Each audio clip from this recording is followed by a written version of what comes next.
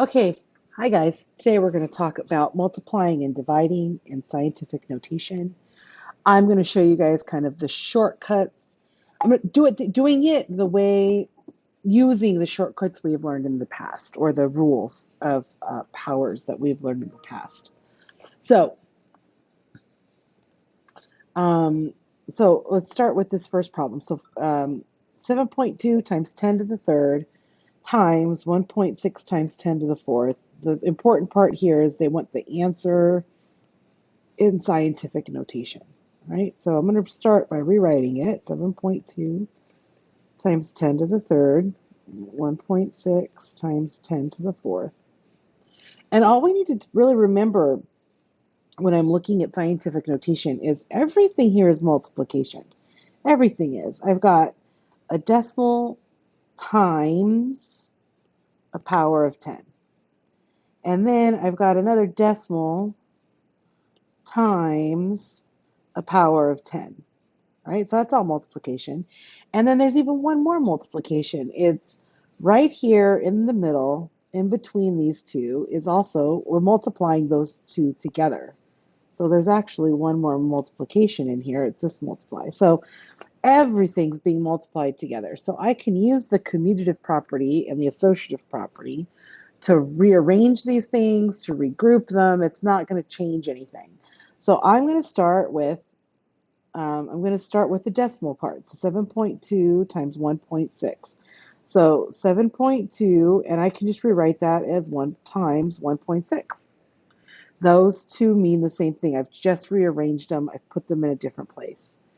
Times, and now I'm going to do the same thing with my powers of 10. 10 to the third times 10 to the fourth. Okay, so I have those together, and here's the reason why I do that. So now I still have a decimal times a power of 10. So we're getting closer to this answer written in scientific notation. All right, so all we need to do is multiply these two together, 7.2 times 1.6. And I'm going to use a calculator to help me do that. Just do this and move that over. Oh, looks like I already have that down here, but I'll show you. 7.2 times 1.6 is 11.52. So this is 11.52. Then the multiply times. So I've got a decimal times. And then all we have to remember here is that I'm multiplying powers with the same base. They're both tens. So we keep the base, and from our previous unit, we add the exponent. So this is going to be times 10 to the 7th. Now you'd think, oh, I'm done now. I don't have to do anything else here. But this is technically still not in scientific notation. Remember, in scientific notation, the decimal part has to be between 1 and 10. It has to be a number that falls right in between 1 and 10. Okay? Or it could be equal to 1, right? So what I need is, this is too big. See, this 11.52 is too big. So if it's too big, well, if it's too big, a bigger number, I think positive or plus. And I need to think about, well, where do I want that decimal point to end up? Because I can move decimal points.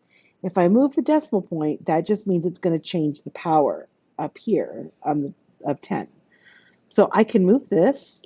Um, it needs to go, if we remember correctly, hopefully we remember correctly, it goes in between the first and second digit. So I had to move this one place over, but one place over. Now, I started off as being too big, so that's plus. So this plus 1, because it was one place, gets added on to that exponent right there, so plus 1. So our final answer written in correct scientific notation is 1.152 times 10 to the 8th power, because the 7 plus 1 that we had to do to adjust is an 8. Okay, so if if this number doesn't come between 1 and 10, our decimal number, then if it's too big, we're going to add on the number of places we moved it. And if it's too small, which I'll show you in a little bit, we're going to subtract or minus the number of places. Okay? Why did that? Okay, so let's look at this one right here. So I want you guys to try this one. So remember, all you need to do is put it with our decimal parts together. So 7.2, 1.6 times our powers of 10. Right? You guys try letter A here. You guys try this one. Pause the video, see how you do. Come back and check. All right, so here's what we got. I've got decimal and a power of 10. And a decimal and a power of 10. So I'm going to put my decimals together. So it's going to be 8.4 times 2.5. I'm going to put my times, and then my power of 10 is 10 squared times 10 to the 6th. Okay? So we're going to multiply 8.4 times 2.5. Some people go, how do you know you're supposed to multiply? Remember, everything in here is multiply. So that means this is going to be a multiply. So 8.4 times 2.5 is 21. Okay, so this is 21. My multiply comes down times. Now I'm going to do my powers of 10. Okay, and my powers of 10, remember, the base stays the same, and we're going to add the exponent. So 2 plus 6 is 8. This is times 10 to the 8th. And now I double check to see if my decimal number is between 1 and 10. It is not. Once again, it's 21. Once again, it is too big. This is too big. And if it's too big, we need to add. Right? And if the decimal point's there, we just have to move it over one more place and it's in the right spot. So only one place. Okay, and we're going to add that to the 8. So the answer that we end up getting is, in correct scientific notation, is the 21 became 2.1. This is going to be times 10 to the, it's not 8 anymore, we had to add 1 to make it 9, times 10 to the 9. And that's the final answer. Okay? Right. So that's how these work out. Now, I know some people are still maybe a little bit not sure about this last part. So what I'm going to do is show you one more quick example. Let's say I had 0.015 times 10 to the negative 3 or something like that. Okay? Oops.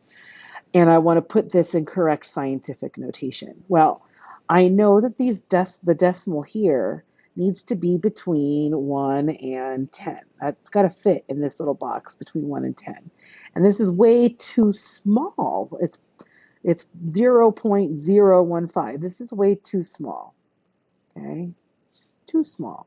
And if it's too small, I'm not thinking plus, I'm thinking minus. So how many minuses? Well, if this is where I'm starting my decimal point, I need to move it over 2 more places. So minus 2 places. Okay. I had to move it over 2 more places to get it in the right spot. So the answer here, oh, and then the minus 2 is up here. So it's going to be negative 3 minus 2. Okay. So the final answer is going to be, instead of 0.015, it changed to 1.5 times 10 to the, now, negative 3 minus 2, you need to remember to keep, change. So this is going to stay negative 3, the minus becomes a plus, and 2 becomes a negative 2. So it's actually negative 3 plus negative 2, which is negative 5. And that's the final answer here. So that's how that works. If it's too small, you subtract the number of places you had to move it. If it's too big, you add the number of places that you had to move the decimal point. Okay, so that's the multiplication section. Okay, so we still have, we're not going to do this problem. So we still have some division to work on. Now, before I flip over, don't freak out when you see the next part. I know it's not going to look very nice or very friendly, but we have all the tools that we need to do this problem. 8.37 times 10 to the 8th, all divided by, see, divided by 2.7 times 10 to the 3rd. All we need to think about here is we're still looking at decimals and powers of 10. All right, I'm back. Sorry, I had to take a little bit of a break there, dry throat. So we're going to do division here instead of multiply. So I'm still going to separate them into decimal parts and powers of 10. So my decimal part is going to be 8.37 divided by 2.7 times, because this times here, and then it's going to be 10 to the 8th divided by 10 to the 3rd. So I'm just going to use, my calculator over here, okay, to figure out 8.37 divided by 2.7, and it should give me, why does it do that? 8.37 divided by 2.7.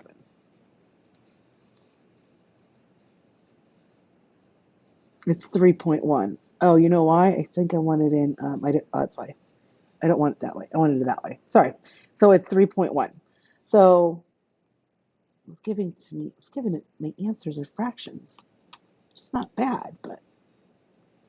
So this is going to be 3.1. Now, if I look at that,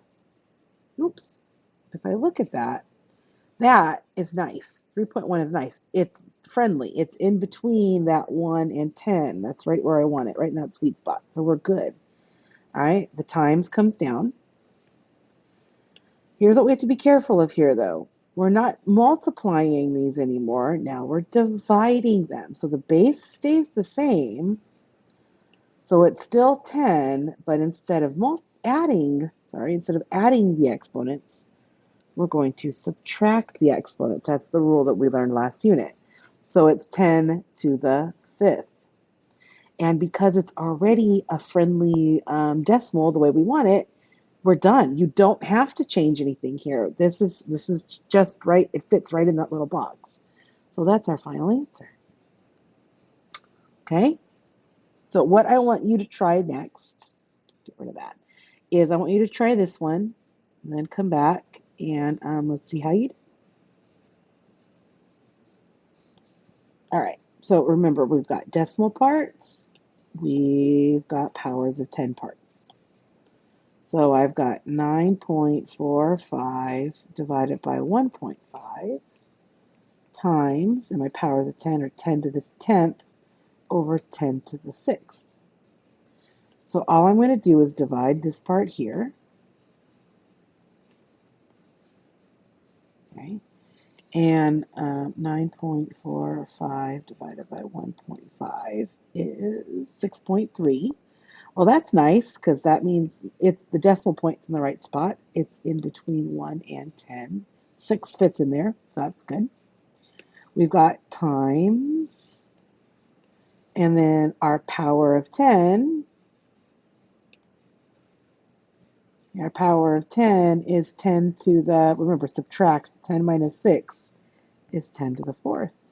And because it's a friendly